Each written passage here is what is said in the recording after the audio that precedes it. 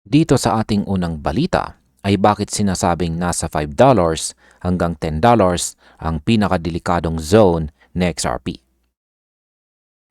At ayan mga ka-crypto, kung hawak mo or hold mo sa XRP, pakinggan mo ito ng mabuti.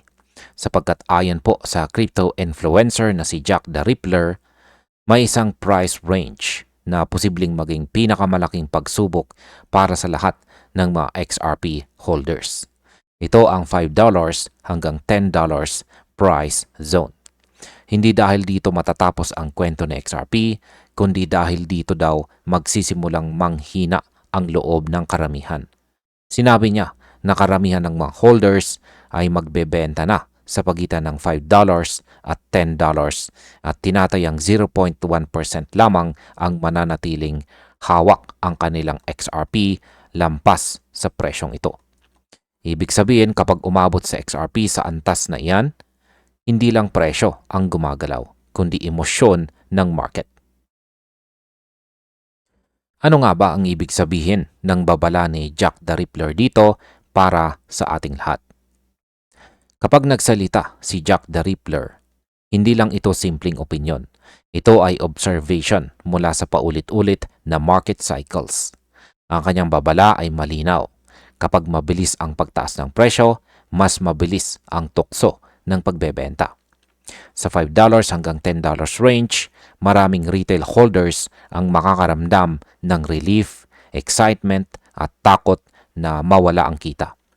Dito kadalasang pumapasok ang mass selling. Para sa marami, ang presyong iyan ay life-changing na. Pero para sa market structure, iyan pa lang ang umpisa ng mas malalim na galaw.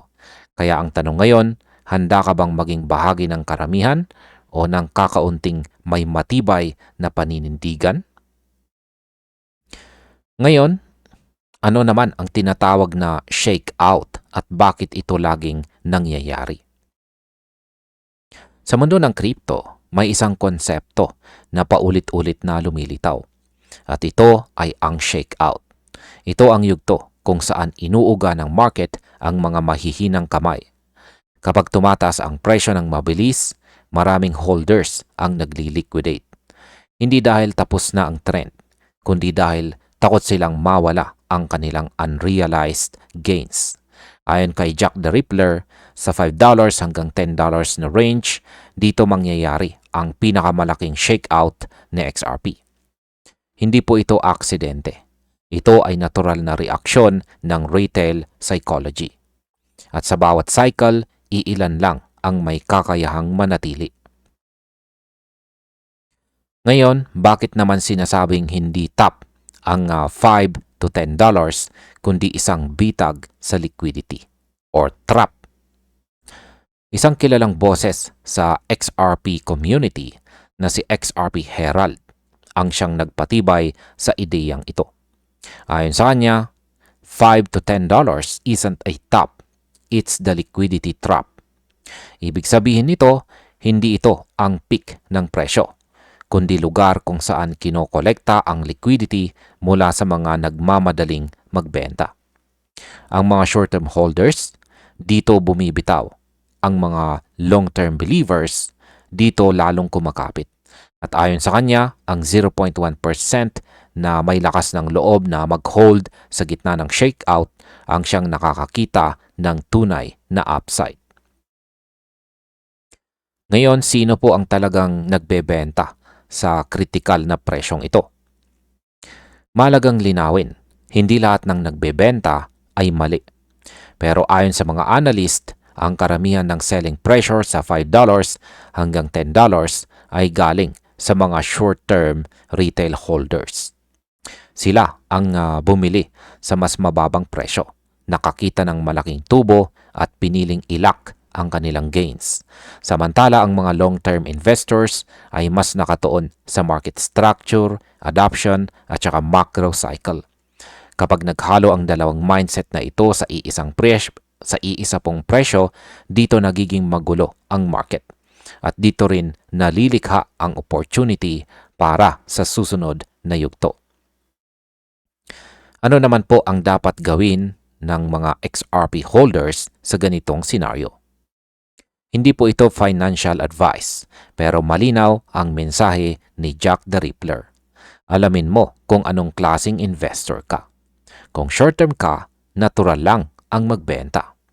Pero kung naniniwala ka sa mas malaking trajectory na XRP, kailangang ihanda mo ang sarili mo sa emotional pressure. Ang $5 hanggang $10 ay hindi po simpleng number sa chart. Isa po itong psychological battlefield. At ang mananatili po rito ay yung mga may malinaw na conviction, hindi lang sa presyo, kundi sa hinaharap ng ecosystem. Ngayon, bakit po ba mahalagang maintindihan ang market pattern at hindi lang ang presyo?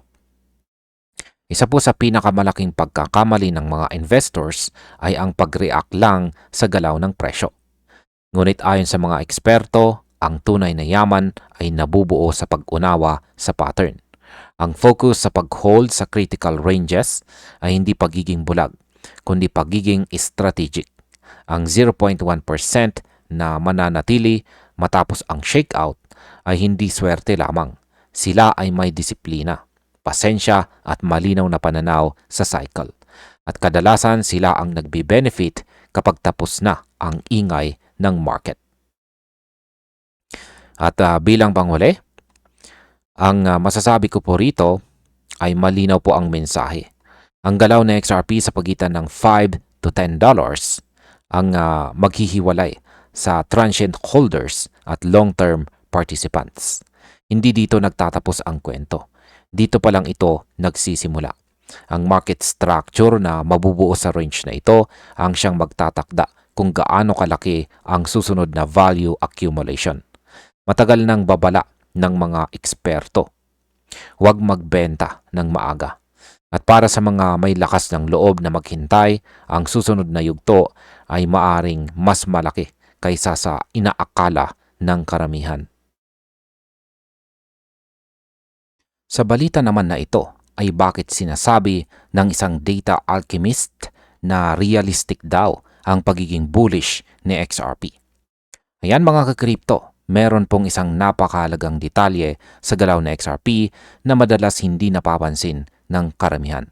Mahigit 400 days na ang lumipas simula ng tuluyang lampasan ni XRP ang kanyang $1.9 level na naging harang sa kanya ng halos 6 na taon o 6 years. Hindi ito simpleng breakout candle lamang. Ito ay structural shift. Dating kisame, ngayon ay sahig na. At ayon po kay Dom na kilala bilang TraderView 2 o mas kilala bilang isang data alchemist, dito nakatayo ang buong bullish case ng XRP. Hindi raw mahalaga ang short-term pump o pullback kung ang pundasyon ay matibay. At sa ngayon, malinaw ang sinasabi ng chart. Ano nga ba ang ibig sabihin ng pagrespeto ni XRP sa $1.9 level sa loob ng mahigit isang taon? Sa technical analysis, may isang golden rule. Kapag ang dating resistance ay naging support, nagbabago ang market narrative.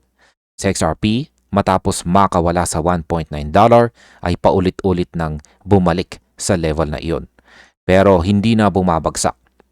Iyon ang mas malaga kaysa sa kahit anong hype rally. Ayon po kay Dom, normal sa market ang itest muli ang critical levels matapos ang breakout. Ngunit ang hindi normal ay ang manatiling matatag sa loob ng mahigit isang taon. Sa bawat lapit na XRP sa $1.9, may mga buyers na sumasalubong. Ibig sabihin nito, may kumpiyansa ang market sa presyong iyon. Ngayon, bakit po ba mahalaga ang $1.9 zone sa mas mahabang kasaysayan ni XRP? Hindi po basta-basta ang level na ito. Noong 2018 at muli noong 2021, ilang beses tinangkang akyatin ni XRP ang $1.9 zone. At bawat beses po siyang itinulak pababa. Dito nabuo ang reputasyon ng level bilang isang final boss. Kahit ang mga veteranong trader tulad ni Peter Brandt ay hindi binabaliwala ang ganitong historical reference points. Kaya nang tuluyan ng lampasan ni XRP ang $1.9, hindi ito ordinaryong breakout. Ito ay pagtakas mula sa isang multi-cycle prison. At kapag ang isang asset ay nakalaya sa ganito kahabang panahon, madalas may kasunod na structural uptrend. Ngayon, paano naman po pinapatunayan ng chart ni Dome ang bullish structure ni XRP? Hindi opinion ang gamit ni Dome kundi ebidensya. Nagpakita po siya rito ng 2-week chart kung saan malinaw na makikita na si XRP ay hindi pa kailanman nagkaroon ng decisive close sa ilalim ng $1.9 mula nang mabasag ito. Bawat dip ay nagiging opportunity para sa accumulation. Walang panic, walang surrender. Para kay Dome, ito ang definition ng strength. Hindi yung mabilis na pagtaas, kundi ang kakayahang manatiling nakatayo kahit may pressure. Kaya malinaw po ang kanyang sinasabi. Realistically, this is a bullish setup. Hindi dahil po sa hype, kundi dahil sa behavior ng presyo. Ngayon ay ano po ba ang sinasabi ng risk scenario? Ayan, ang risk scenario at bakit po ito mahalaga. Hindi rin po iniiwasan ni Dome ang downside. Malinaw po niyang sinabi na kung mawawala ang $1.9 support, ito raw ang magiging pinakamalaking letdown matapos ang 7 taon ng pag-asa at saka pangarap. Mabigat na salita ito, pero mahalaga. At bakit? Dahil sa technical analysis, mas tumitibay po ang bullish case kapag malinaw ang invalidation level. Alam ng mga traders kung saan po sila mali. Walang ambiguity, walang guessing game. Hanggat buhay ang $1.9, buhay ang bullish structure. At yan ang gustong-gusto ng matatalinong market participants. Bakit hindi po pinapahina ng risk ang bullish case ni XRP? Salip na pahinain, mas lalo pa nitong pinapalakas ang setup. Kapag malinaw ang linya sa buhangin, mas nagiging agresibo ang conviction ng market. Alam ng mga trader at investors kung saan papasok at kung kailan lalabas. Si XRP ngayon ay nasa ganitong position. Hindi siya lumulutang sa uncertainty. May malinaw na structure, may malinaw na support, at may malinaw na behavioral consistency. Para sa isang data alchemist tulad ni Dome, mas mahalaga ito kaysa sa kahit anong balita o speculation. Chart muna bago kwento. Ngayon, saan kasalukuyang nakapwesto sa XRP ayon sa long-term structure? Sa ngayon, sa XRP po ay nakatayo sa ibabaw ng isang level na minsang humawak sa kanya pababa sa loob ng halos isang dekada. Isipin mo iyon, 6 na taon bilang kisame, 1 taon bilang sahig. Yan ang shift or pagbabago na hindi madaling baliwalain. Hindi pa tapos ang kwento, pero malinaw ang chapter na ito. Ang breakout ay valid pa rin. Walang sinyalis ng breakdown. Walang structural damage. Para sa mga hodlers, traders at long-term believers, ito ang klase ng setup na hinihintay ng maraming taon. Tahimik pero makapangyarihan. Ang masasabi ko naman tungkol dito ay simple lamang po ang sinasabi ng chart dito. Hanggat iginagalang po na XRP ang $1.9 bilang support, ang bullish breakout ay buhay. Walang drama, walang overpromise, pure structure. Hindi nito sinasabing bukas ay moon agad. Pero sinasabi nito na ang direksyon ay pabor sa itaas. At sa mundo ng crypto, kung saan madalas emosyon ang nangingibabaw, ang ganitong klaseng realism ang tunay na edge. Tahimik na nag-aabang sa XRP. At kapag ang isang asset ay tahimik pero matatag, dito nagsisimula ang malalakas na galaw. Sa balita naman na ito, ay pag-uusapan natin kung bakit mahalaga ngayon ang tanong kung pwede bang maging global bridge currency itong sa XRP. Sa tuwing pinag-uusapan po ang cross-border payments, madalas puro narrative ang naririnig natin. Kung sino ang mas mabilis, kung sino ang mas mura, kung sino ang mas hype. Pero ayon po sa crypto researcher na si Smoke o mas kilala bilang Smoke Dog dito po sa X, mali raw ang ganitong approach. Ang cross-border payments ay hindi kwento, kundi systems problem. At dito po pumapasok ang malaking tanong. Sa XRP ba ay pumapasa sa totoong operational requirements ng global finance? Diretso ang sagot dito ni Smoke. At yan ay oo. Ayon sa kanya, sa XRP ay pasado sa tatlong critical na requirements para maging global bridge currency. Hindi opinion, hindi prediction, kundi system level analysis. At kapag system ang pinag-uusapan, nagbabago ang usapan. Ngayon ay ano po ba ang mga tatlong requirements ng isang tunay na bridge currency? Ayon po kay Smoke, may tatlong non-negotiable conditions. Una ay technical operability. Technical operability po sa pagitan ng mga domestic payment systems. Ibig sabihin, dapat marunong makipag-usap ang iba't ibang rails. Pangalawa ay ang adequate liquidity. Ayan, ang adequate liquidity na kayang sumalo ng malalaking volume anumang oras. At pangatlo ay ang regulatory interoperability sa iba't ibang bansa at jurisdiction. Hindi ito abstract goals. Hindi ito pang white paper lamang. Ito ang aktual na requirements bago makagalaw ang mga institutions. Ang mahalagang punto rito, ang isang bridge currency ay hindi dapat pumalit sa existing systems. Dapat itong mag-ugnay sa kanila. At dito malinaw ang design ng XRP. Dahil mula pa sa simula, ginawa siya para mag-transfer ng value sa pagitan ng networks, hindi para sirain ang mga ito. Ngayon ay paano naman po inilalagay ng technical interoperability sa XRP sa gitna ng global payments? Ang technical interoperability ang backbone ng cross-border settlement. Kung hindi nagkakaintindihan ang mga system, kahit gaano kabilis ang asset, babagsak ang proseso. Dito po pumapasok sa XRP bilang neutral settlement asset. Hindi niya binabago ang internal structure ng isang payment system. Sa halip siya ang nagsisilbing tulay.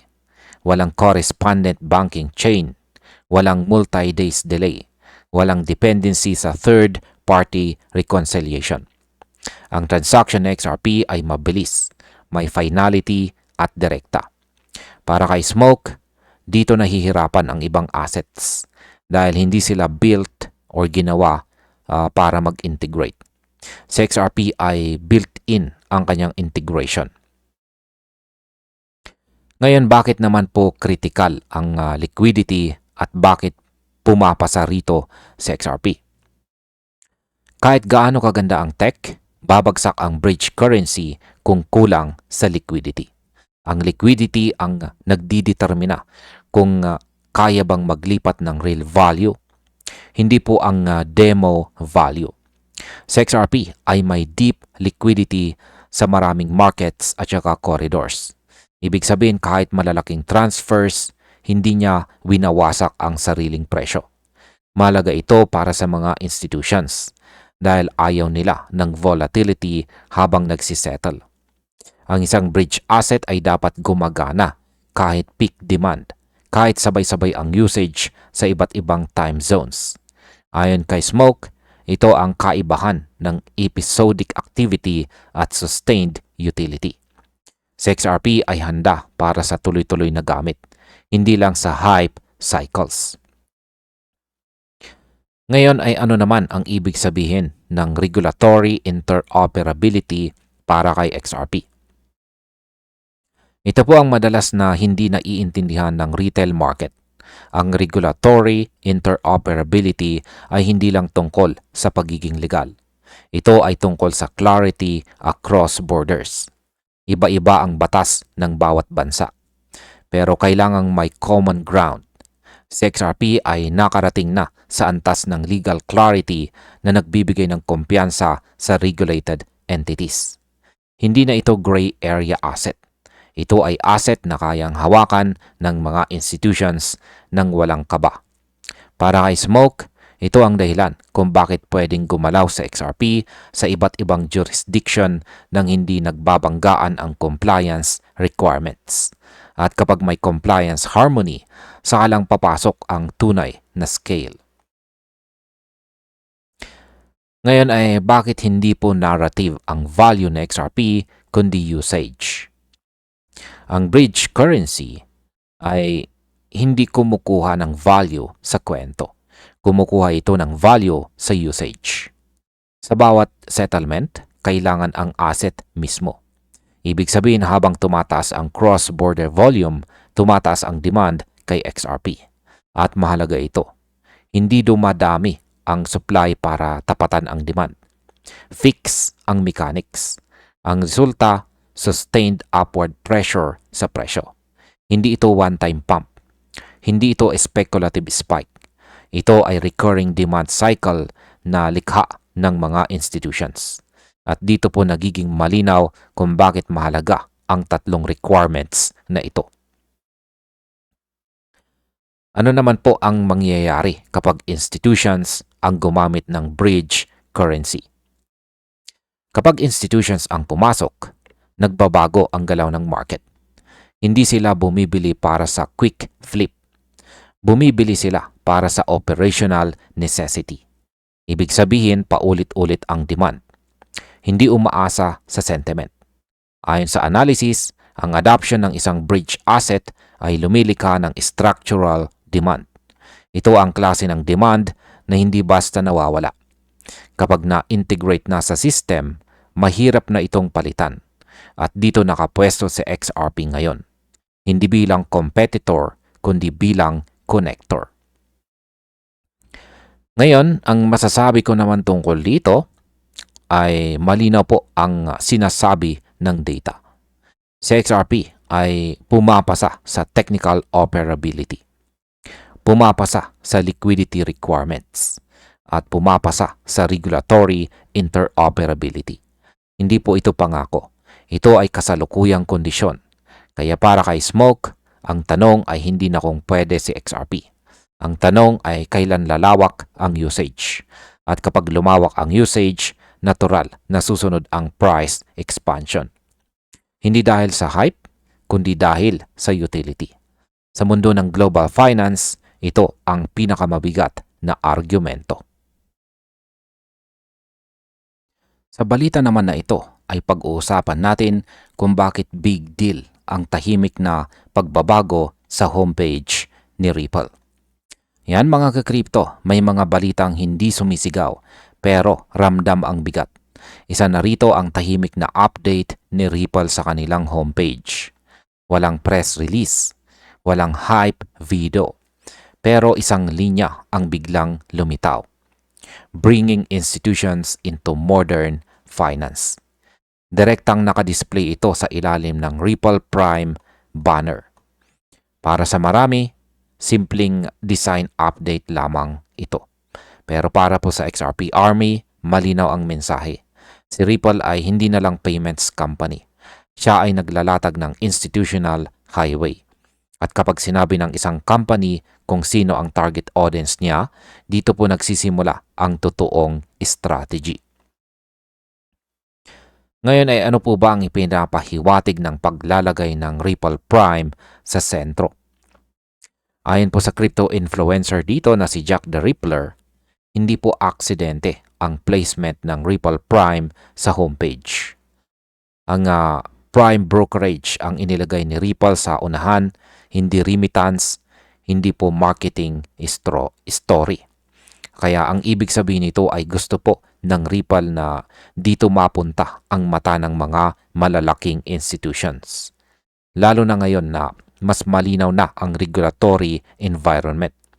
Kapag ang isang kumpanya ay binabago ang front door niya, binabago rin niya kung sino ang papasukin. At sa pagkakataong ito, malinaw na ang mga institutions ang iniimbitahan. Ngayon ay ano ba talaga ang Ripple Prime at saan ito nanggaling? Para maintindihan po ang lalim nito, kailangan nating kilalanin ang Ripple Prime. Dati itong kilala bilang Hidden Road, isang global prime brokerage firm.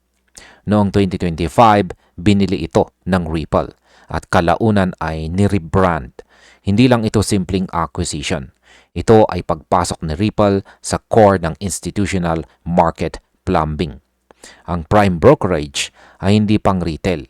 Dito po umiikot ang clearing, financing at saka settlement ng malalaking pondo. Sa madaling salita, dito po gumagalaw ang totoong pera. Ngayon, bakit po ba critical ang prime brokerage sa institutional trading? Sa mundo ng institutions, ang prime brokerage ang puso ng operasyon. Dito po kinukuha ang liquidity, margin efficiency, at saka coordinated settlement across asset classes. Kapag hawak mo ang layer na ito, hawak mo ang daloy ng kapital. At ngayon si Ripple po ay nasa posisyong yan. Sa pamamagitan po ng Ripple Prime, pinagdurugtong niya ang traditional finance at saka digital assets sa iisang operational roof. Hindi na siya outsider sa system. Isa na po siyang infrastructure provider. Ngayon ay ano po ba ang direktang epekto nito kay XRP? Ngayon ay pag-usapan po natin ang pinaka-importante sa XRP. Si XRP po ay nasa gitna ng infrastructure vision ni Ripple. Kapag ang isang institution ay pumasok sa ecosystem sa pamamagitan po ng Ripple Prime, mas malapit siya kay XRP. Si XRP po ay nagiging bahagi ng trading flows, settlement rails at saka collateral workflows. Hindi na lang siya speculative asset. Siya ay nagiging utility sa loob ng institutional engine. At habang dumarami ang gumagamit ng engine, lumalalim ang liquidity ni XRP sa global scale. Paano naman po pinalalakas ng Ripple Prime ang global reach ni XRP? Ang institutional adoption ay nakasalalay po sa tatlong mga bagay. Yan po ay ang speed, reliability, at saka liquidity. Lahat ng ito ay tinatamaan ng Ripple Prime. Dahil nagbibigay ito ng regulated gateway para sa mga institutions na gustong pumasok sa digital assets, hindi na kailangang lumabas ng pamilyar na market structure. Sa ganitong setup, si XRP ay nagiging neutral bridge asset. Mas maraming rehiyon, mas maraming counterparties, mas malalim ang order books. Ang global reach ng XRP ay hindi na po theory. Ito ay infrastructure-driven expansion. Ngayon ay bakit po ba mahalaga ang perception ng market at ng XRP army? Hindi rin dapat maliitin ang market perception. Si X-Finance Bull ay nagkomento ng modern finance runs on speed, trust, and scale. Para sa XRP army, ito ay validation. Kapag ang isang kumpanya ay hayagang nagpuposition bilang backbone ng modern finance, nagbabago po ang narrative. Si XRP ay hindi na tinitingnan bilang pang-trade lamang. Siya ay tinitingnan bilang bahagi ng financial system. At ang ganitong shift sa perception, madalas nauuna bago ang tunay na revaluation. Ngayon, ang masasabi ko naman tungkol dito ay malinaw po ang sinasabi ng Ripple kahit tahimik. Ang pagtaas po ng Ripple Prime sa homepage ay confidential signal.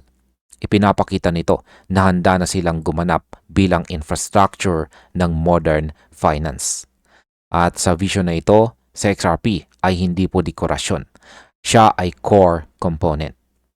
Para po sa atin, ang ganitong update ay hindi po simpleng design change lamang. Ito po ay strategic declaration. At kapag ang isang kumpanya ay malinaw sa kanyang direksyon, mas nagiging malinaw din ang potensyal ng asset na kanyang dala. Sa balita naman na ito, ay pag-usapan po natin kung bakit sinasabi ng German analyst na handa na sa XRP sa susunod na galaw. Ayan mga crypto, ngayong bull cycle, meron pong isang asset na muling pinag-uusapan ng mga analysts sa Europe. At yun ay walang iba kundi si XRP. Ayon po sa German analyst na binigyang diin ni Saif Crypto, malinaw raw na may malakas na upward potential si XRP sa kasalukuyang market cycle. Hindi po ito basta hula, kundi pagbasa sa structure ng market at sa behavior po ng capital. Habang maraming altcoins ang pabago-bago, sa XRP ay tahimik lang, steady pero alerto. Para sa mga analyst, ganito po kumilos ang isang asset na naghihintay ng tamang sandali. Hindi nagmamadali, hindi nagpapa-hype, pero handang sumabay kapag nag-shift ang lakas ng market. Ngayon ay ano po ba ang kahalagahan ng sinasabing $7 hanggang $9 na price target? Isa po sa pinakamainit na punto sa video ni Saif ay ang target range na inilatag ng German analyst. Ayon sa kanila, $7, $8 at kahit $9 ay hindi raw imposible ngayong cycle. Para sa iba parang malayo. Pero sa mata ng mga veteranong analyst, ang tanong ay hindi kung kaya ni XRP, kundi kung kailan. Dahil kapag gumalaw sa XRP, madalas mabilis at saka diretso. Hindi pa akyat na hagdan, kundi elevator move.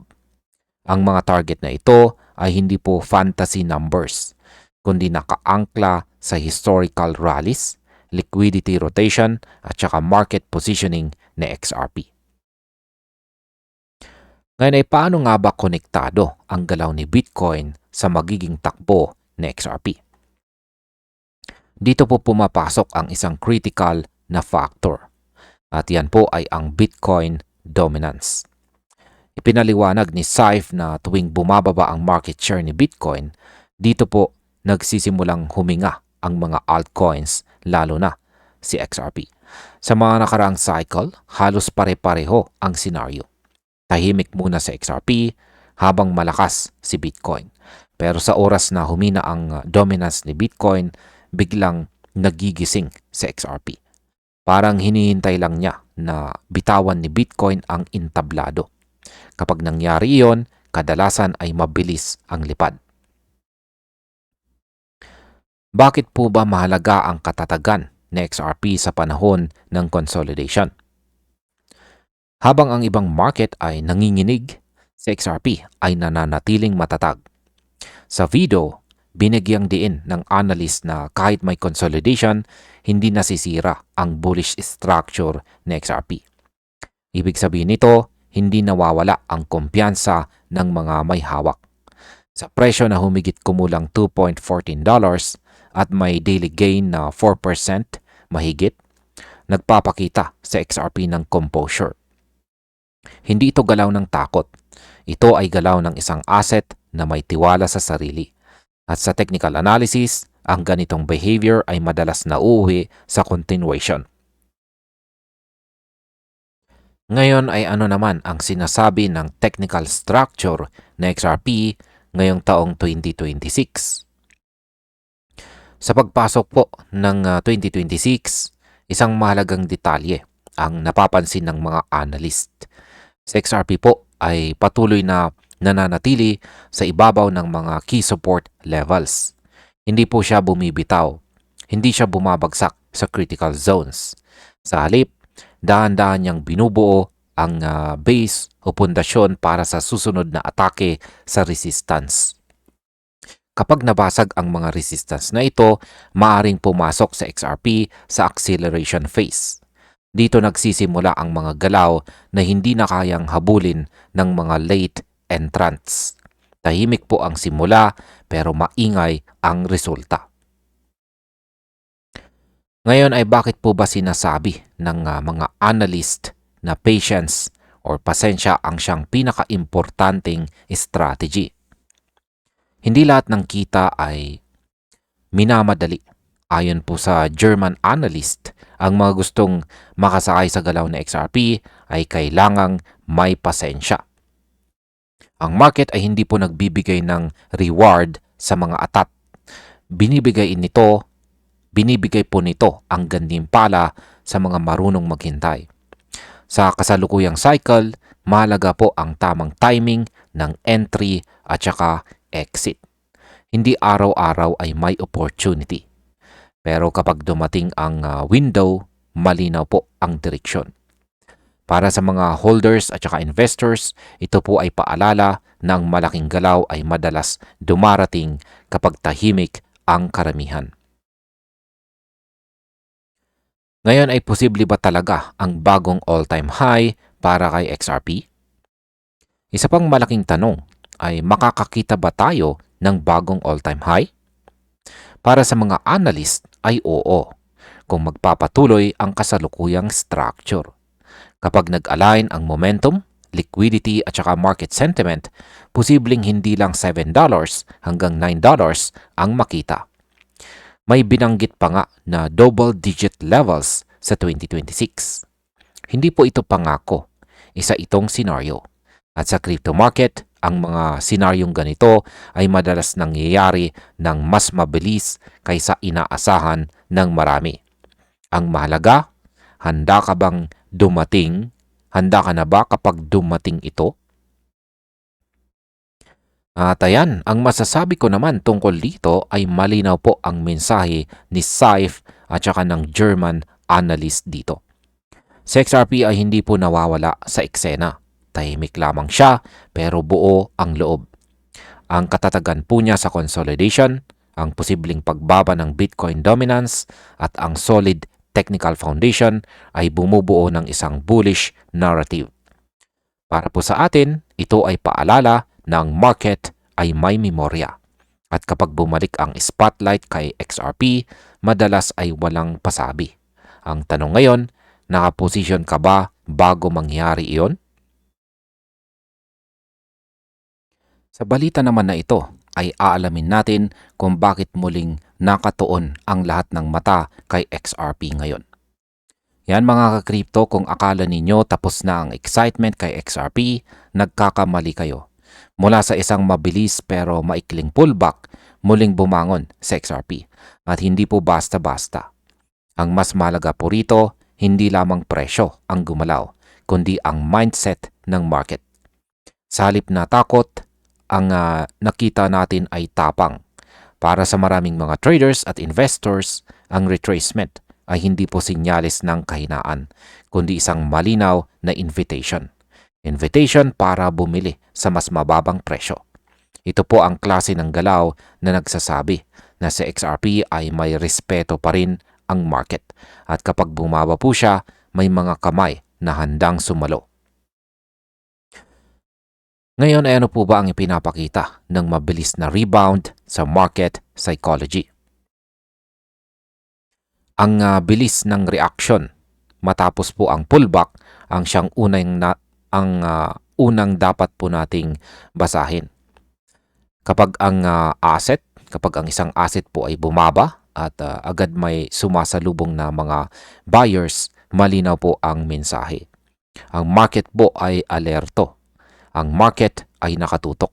At higit po sa lahat, ang market ay naniniwala na may mas mataas pang pupuntahan sa XRP. Hindi po ito random buying. Ito ay structured response. Ibig sabihin, marami pong traders ang nakaabang po na sa ganitong scenario. Ayan, inaabangan po nila ang ganitong scenario. May mga level na minamanmanan. At noong naabot po iyon, sabay-sabay silang pumasok. Ito ang kaibahan ng weak bounce at saka confident bounce. Ngayon ay bakit po ba mahalaga ang ginawang aksyon ng mga South Korean traders? Ngayon ay pumasok po tayo sa pinakamaingay na signal, ang South Korea. Ayon po sa datos na ibinahagi ni Zacchaeus Ogunjobi at saka si ex-finance bull, sa loob lamang ng isang oras, halos $10.76 million ang pumasok kay XRP sa Upbit. Hindi po ito retail panic buying. Ito ay mabilis at sinadyang accumulation. Historically, ang South Korea ay palaging may malaking impluensya kay XRP. Kapag gumalaw po ang Korea, ang Korea, nakikinig ang buong market. Kaya ang ganitong klaseng inflow, lalo na sa mismong bounce, ay indikasyon na ang dip ay tinuring na opportunity, hindi po threat. Ano naman po ang sinasabi ng kasaysayan ng XRP sa South Korea? Hindi ito unang beses na nakita natin ang ganitong behavior. Sa mga nakaraang cycle, madalas nauuna ang South Korean traders sa pagbabago ng short-term sentiment. Mataas po ang liquidity, mabilis ang execution at kadalasan sila ang unang pumapalo kapag may nakikitang value. Sa XRP, isa sa pinakaaktibong tinitrade na crypto sa rehiyong ito. Kaya kapag may biglaang surge ng inflow mula sa Korea, hindi ito basta ingay. Isa po itong signal. Signal na may nakikitang setup ang mga profesional na mata. Ngayon ay bakit po ba mahalaga na sumabay din ang Binance at saka Coinbase? Mas lalo pong tumibay ang kwento ng makita natin na hindi lang Upbit ang gumalaw. Tumaas din po ang volume sa Binance at saka Coinbase. Ibig sabihin hindi po isolated ang demand. Hindi po regional hype lamang. Ito ay global response. At kapag sabay-sabay ang pagtaas ng volume sa mga major exchanges, mas nagiging solid ang structure ng bounce. Para sa mga analyst, ito po ang klase ng alignment na hinahanap. Korea plus global participation. Madalas nagre-resulta sa mas matibay na continuation. Ngayon ay bakit po ba patuloy na ina-attract ng XRP ang mga deep buyers? Simple lamang po ang sagot, pero malalim ang dahilan. Si XRP ay may dalawang mukha. Para sa mga traders, siya ay volatile at saka tradable. Para sa mga long-term holders, siya ay infrastructure play. Kapag may pullback na walang kasamang negatibong balita, ang iniisip ng market ay value. Value sa presyo. Value sa position. Kaya tuwing bumababa sa XRP, may natural na demand na sumusulpot. At kapag nangyari po iyon ng paulit-ulit, humihigpit ang supply at mas nagiging matatag ang rebound. Ano naman po ang binabantayan ngayon ng mga market watchers? Sa puntong ito, hindi lang presyo ang malaga. Volume po ang susi. Ang tanong ngayon ay simple. Kaya bang panatilihin na XRP ang inflow sa ibabaw ng critical support? Kapag oo, mas lalaki po ang tsansa na hindi lang ito dead cat bounce. Kapag nagpatuloy po ang accumulation, lalo na mula sa mga rehiyong tulad ng South Korea, mas lalakas ang kumpiyansa ng market. Dito po nagkakaroon ng pressure ang mga nasa gilid. Sasabay ba sila o hahabol na lang? Ngayon, ang masasabi ko naman tungkol dito ay para sa akin malinaw po ang mensahe rito. Si XRP ay muling nasa spotlight. Hindi dahil sa hype, kundi sa aksyon. Aksyon ng mga buyers. Aksyon ng volume. Aksyon ng global participation. Kapag ang dip ay binibili ng mabilis at malakas, ibig sabihin may paniniwala ang market sa mas mataas na presyo. Ang tanong ngayon ay hindi na kung babagsak pa ba sa XRP. Ang tanong ay kung sino ang handang pumasok bago pa maging obvious ang susunod na galaw. Sa balitang ito ay bakit sinasabi ni Jake Claver na mas nagiging matindi ang supply shock ni XRP. Sa mundo ng crypto, hindi lahat ng galaw ng presyo ay dahil sa hype o balita. Minsan ang totoong dahilan ay nasa likod ng istruktura ng supply. At dito po pumapasok ang paliwanag ng crypto expert na si Jake Claver. Ayon sa kanya, may isang escrow scenario sa XRP na kayang gawing mas matindi ang supply shocks. Hindi ito chismis, hindi ito theory lang. Ito ay built-in sa design mismo ng XRP. Ang escrow system ng Ripple ay naka-time lock. May monthly limit at hindi po basta-basta pwedeng galawin. Kaya kapag tumaas ang demand habang kontrolado ang supply, dito po nagsisimula ang pressure cooker effect sa presyo. Ngayon ay paano po ba gumagana ang escrow system ni XRP sa totoong market?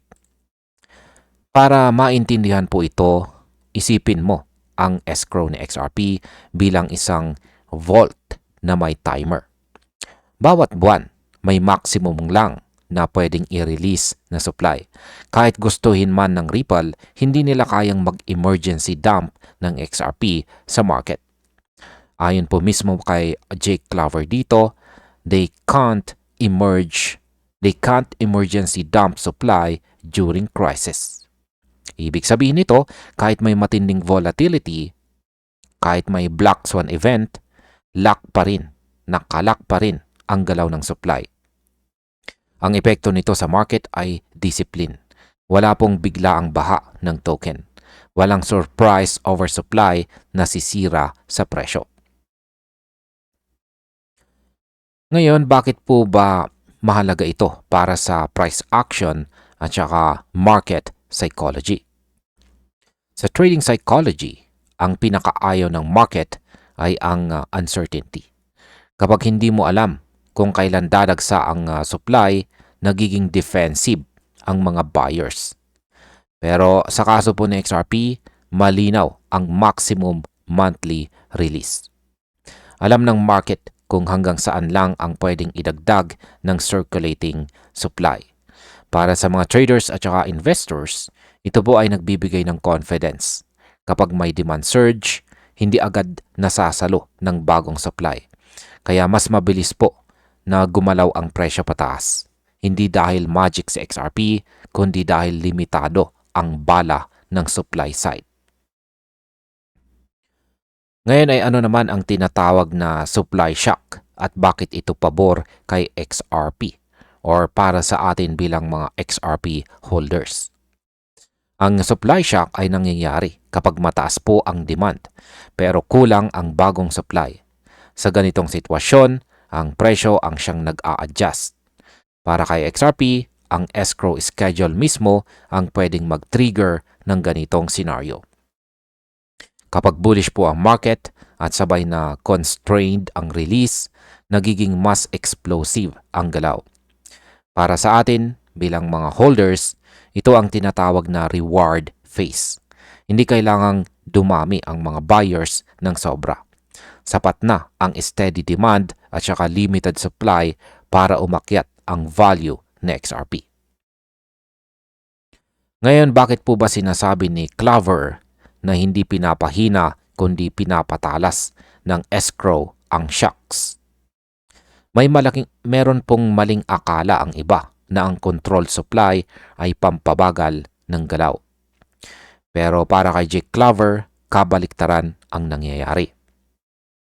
Dahil predictable ang supply, mas tumatalim ang epekto ng demand spikes. Kapag may event, ETF inflows o institutional buying, hindi agad natatabunan ng bagong XRP. Sa halip na ma-dilute ang epekto, mas ramdam ang scarcity. Parang tubig sa bote na may maliit na butas. Kapag malakas po ang pressure, mas malayo ang talsik. Ano naman ang epekto nito? Or ano naman ang ibig sabihin nito para sa mga long-term value? Para po sa long-term value ng XRP. Sa pananaw ng mga long-term investor, mahalaga po ang structure. Hindi sapat ang hype kung walang control sa supply. Sa kaso po ng XRP, malinaw ang rules. May cap kada buwan, may transparency, may disiplina. Ito ang dahilan kung bakit sinasabi ni Clover na ang escrow ay bahagi ng value proposition ng XRP. Hindi lamang po siya remittance token. Isa rin siyang asset na may predictable monetary flow. Kapag dumating ang sustained demand, mas nagiging sensitive ang presyo sa upside. Ngayon, paano ito dapat tingnan ng mga traders at holders ngayon? Para po sa mga traders, ang kaalaman po sa escrow mechanics ay edge or kalamangan. Hindi lahat ng pump ay equal. Ang pump na may constrained supply ay mas may follow through. Para sa mga holders, ito po ay validation.